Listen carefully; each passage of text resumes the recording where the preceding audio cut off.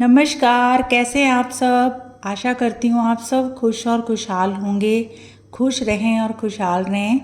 आज रसोई नगरी में हम बनाने वाले हैं रोटी के लच्छे। उसके साथ हम कुछ वेजिटेबल्स भी यूज़ करेंगे, लेकिन किस तरह से, तो आओ स्टार्ट करते हैं। यहाँ पर मैंने ध्यान से देखें कि थोड़ी मोटी रोटी ली है और उसे घी नहीं लगा हुआ है उस पर। इस तरह के जब लच्छे बनाने हैं तो आप बिना घी लगी हुई रोटी लें। यदि रात की रोटी बची हुई तो फिर दैट्स ऑल, फिर उस पर घी लगा भी हुआ तो एब्जॉर्ब हो चुका होता है, वो कम हो जाता है जब। तो मैंने यहाँ पर एक मीडियम साइज़ की बनाई हुई रोटियाँ ली हैं और यहाँ पर मैंने इन रोटियों को फूलने नहीं दिया, उनको अच्छी तरह से सेक लिया था। कई बार ये होता है कि जब उसको फूली हुई रोटियों के छिलके उतर जाते हैं तो वो नहीं उतरने चाहिए।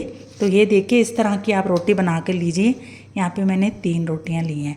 तो इन रोटियों को अभी हम एक तरफ रख देते हैं और इधर हम गैस बर्नर के पास आते हैं।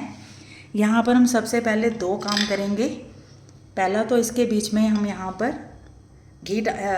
मक्खन डालेंगे जो कि 20 या 25 ग्राम हो, और दूसरे फ्राई पैन में भी हम आधा ये मक्खन, ये टोटल जो है 100 ग्राम मक्खन है जो हमने लेना है। जो बच जाएगा उसे हम किसी भी चीज़ में यूज़ कर लेंगे। मक्खन अक्सर इसी तरह की आवाज़ करता है, तो इसे हम गर्म होने देते हैं। इस फ्राई पैन में हम डाल देंगे, जो चौड़े वाला फ्राई पैन है, प्याज, 2 चम्मच लहसुन, 2 प्याज और 2 छोटी मिर्चें, जिनको कि हमने हल्का सा भूनना है। ये मोटे कटे हुए हैं, इनको बारीक नहीं करना है। इसी तरह से मोटा मीडियम आंच में आप इसको पकने दें। और दूसरी तरफ अभी घी गर्म हो रहा है तो इसको मैं बंद कर देती हूँ। इसे हमें गर्म करना ही हमारा पहला पर्पस था। ये हम मीडियम फ्लेम में इसको पकने देते हैं।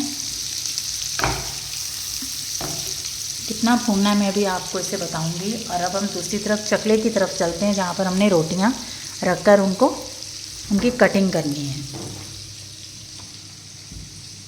अब ये रोटियाँ हैं, इन रोटियों की हम इस तरह से कटिंग कर लेंगे। एक प्लेट लेकर इन तीनों रोटियों को हम इकट्ठा करते हैं। और चाहे तो आप इस तरह से करके भी कटिंग कर सकते हो। यदि इस तरह से आपको मुश्किल लगती है, इस तरह से आपने इसकी कटिंग करनी है।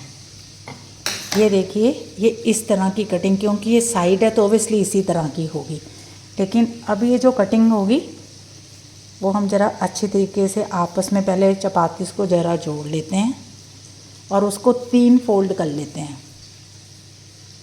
और 3 फोल्ड करके उसे हमने बराबर कर लेना है। जो बराबर रोटियां बनी होंगी तो बराबर होगा।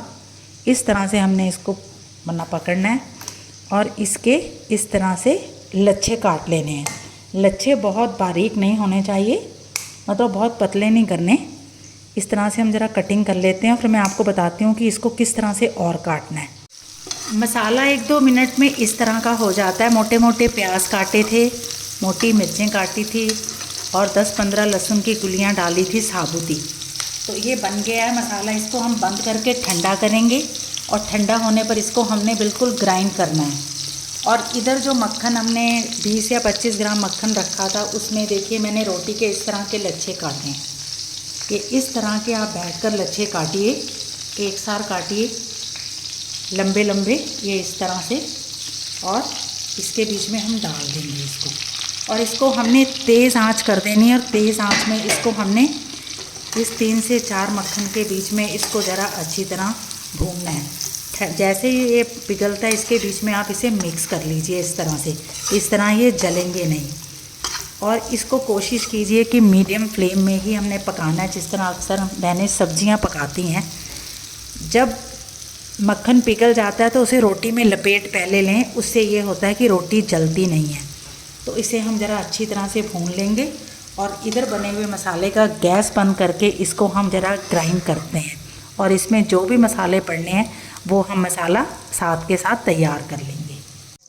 देखिए, मैंने इस मसाले को पकाने के बाद ग्राइंड कर लिया था। बिल्कुल पेस्ट भी बना सकते हैं आप और हल्का सा दरदरा भी कर सकते हैं, जैसा आप चाहें। तो अभी फ्राई पैन में मक्खन था, उसी मक्खन के बीच में हम जो बचा हुआ मक्खन था, मैंने निचोड़ के मसाला निकाला था ना, तो उसके बीच में हम ये थोड़ा सा जीरा भूनते हैं। सबसे पहले जीरे को अच्छी तरीके से भूनना ज़रूर चाहिए, तभी उसका स्वाद आता है जब वो पक जाता है पूरी तरीके से।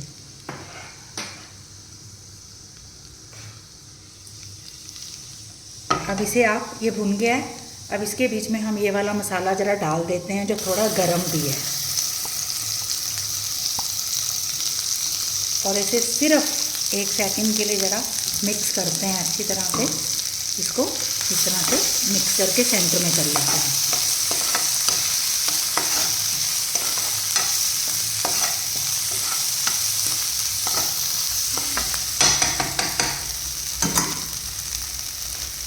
अब इस मसाले, ये तो बना हुआ मसाला था, इसे हमने ग्राइंड कर दिया। इसके बीच में हम डालते हैं स्वाद के अनुसार नमक, जितना आप खाना पसंद करते हैं, यानी मैंने आधा चम्मच नमक लिया है। और इसके अलावा इसमें मैं डाल रही हूँ आधा चम्मच हल्दी, आधा चम्मच धनिया, आधा चम्मच गरम मसाला और आधी चम्मच देगी मिर्च। ऑलरेडी उसमें हरी मिर्च है तो ज़्यादा डालने की ज़रूरत नहीं भी है, मतलब ना भी डालो आप, काली मिर्च भी इस्तेमाल कर सकते हैं। और फ्लेम को ज़रा हम स्लो करते हैं, मैंने मीडियम फ्लेम में किया हुआ था। अब इसके बीच में मैं डाल रही हूँ थोड़ी सी मिक्स वेजिटेबल, जिसमें मटर है, गाजर है, फलियाँ हैं और फूल गोभी है बारीक बारीक कटी हुई, आगे सर्दियों में, और मटर हैं। मटर, गाजर, गोभी, शिमला मिर्च नहीं है, और फूल गोभी, ये सारी फ्रोज़न सब्जियाँ जो कि काफ़ी मुझे ताज़ी मिल गई, ये इसके बीच में मैं डाल देती हूँ। और ये तो ऑलरेडी उबली हुई है और मसाला पका हुआ है। तो हम क्या करेंगे, इसको ज़रा हल्का सा मीडियम फ्लेम में भून लेते हैं। और साथ ही इसके बीच में डालेंगे हम 3 से 4 चम्मच प्यूरी, 4 चम्मच के करीब आप प्यूरी डालिए। प्यूरी ज़रा टमाटो प्यूरी इसकी है, क्योंकि मैं आजकल टमाटर नहीं मैं यूज़ कर रही, प्यूरी यूज़ कर रही हूँ, अदरवाइज़ आप टमाटर की प्यूरी बनाकर ही डालें। अब इसे हम ज़रा अच्छी तरह से मिक्स कर लेते हैं। इसके लिए आप फ्लेम को तेज़ भी कर सकते हैं अपने अंदाजे के अनुसार। मैंने इसको थोड़ा हाई किया हुआ है ताकि ये जल्दी बन जाए, क्योंकि सब चीज़ें पकी हुई हैं। मसाले मिक्स करने हमने कर लिए हैं। अब हम क्या करेंगे, इसके बीच में थोड़ा सा ये दही डालेंगे। ये 4 चम्मच घर का जमा हुआ दही है, और साथ ही इसके बीच में मैंने 3 से 4 चम्मच दूध डाला था। तो ये हम इसके बीच में ज़रा अच्छी तरह से, इसी में थोड़ा सा 3 से 4 चम्मच पानी या दूध डाल सकते हैं हम। देखिए लच्छों को मैंने, जो रोटी के लच्छे थे उन्हें मैंने अच्छी तरह से, जैसे रोस्ट नहीं कर लेते, देखो आवाज़ आ रही है, उनको मैंने अच्छी तरह से, ये देखिए, रोस्ट किया है मक्खन के बीच में। देसी घी में कर सकते हैं, ऑलिव ऑयल में कर सकते हैं, जो आप पसंद करते हैं। अब यहाँ पर मसाला पूरी तरह से तैयार है। मैंने आपको कहा था कि इसमें आप दूध भी डाल सकते हैं थोड़ा सा, यदि आपने उसकी ग्रेवी को बढ़ाना है, अदरवाइज़ दूध डालने की कोई ज़रूरत नहीं होती। अब ये सब्जियां, मसाला जिसमें प्याज, लहसुन और हरी मिर्च थी, और गरम मसाले जो अक्सर हम किचन में यूज़ करते हैं, हल्दी और नमक के समेत, वो मैंने इसमें डाल दिए हैं। तो ये आप सब चीज़ें अपनी स्वाद अनुसार डाल सकते हैं। अब आती है इसके बीच में रोटी के जो लच्छे हैं, जो कि अच्छी तरह से रोस्ट हुए हुए मक्खन में, इसे हम इसके बीच में डाल देंगे। ये रोटी तो ताज़ी थी, बासी रोटी आप ले सकते हैं, इवन कि मक्की की रोटी भी हो तो उसके भी आप बड़े बड़े टुकड़े करके इस तरह से पका सकते हैं। अब इसे हम ज़रा अच्छी तरह से मिक्स कर लेते हैं। ये देखिए मैंने इसे मिक्स कर लिया है। अभी लच्छे बिल्कुल अलग अलग हैं, उसमें वेजिटेबल डालने से ये और भी टेस्टी हो गए हैं। अब इसमें और कुछ भी डालने की ज़रूरत नहीं है। इसे हम इस तरह मसाला पका के आप रख सकते हैं, रोटी को रोस्ट करके रख सकते हैं। आपका बच्चा आए, आपके हस्बैंड आए, आपके फ्रेंड्स आएँ, आप ऑन दी स्पॉट इस तरह गरम करके उन्हें सर्व कर सकते हैं। इसके ऊपर आप हरी चटनी, सॉस डालकर खा सकते हैं, दही के साथ खा सकते हैं। ये रोटी के वेजिटेबल लच्छे जो हैं मैंने इसलिए शेयर किए हैं क्योंकि आगे सर्दियों में सब्जियों की भरमार होती है, ग्रीन वेजिटेबल्स आती हैं, उसमें आप पालक भी डाल सकते हैं, धनिया भी डाल सकते हैं, जो चीज़ें इस वक्त नहीं प्रोवाइड होती, लेकिन फिर भी मैंने मोस्ट प्रॉबली आपको जो वेजिटेबल प्रोवाइड थी वो मैंने आपको दिखा दी हैं। अब ये खाने के लिए पूरी तरह से तैयार है। ये देखिए, लीजिए आप सबके लिए, चाहे बासी रोटी हो चाहे ताज़ी रोटी हो, उसके बने हुए वेजिटेबल लच्छे। इसे खाएं और खिलाएं और अपने एक्सपीरियंस मेरे साथ शेयर करें। Kindly subscribe my channel to get the new notification, तभी मैं आपके लिए सर्दियों की अच्छी अच्छी मिठाइयाँ और डिशेस लेकर आऊँगी।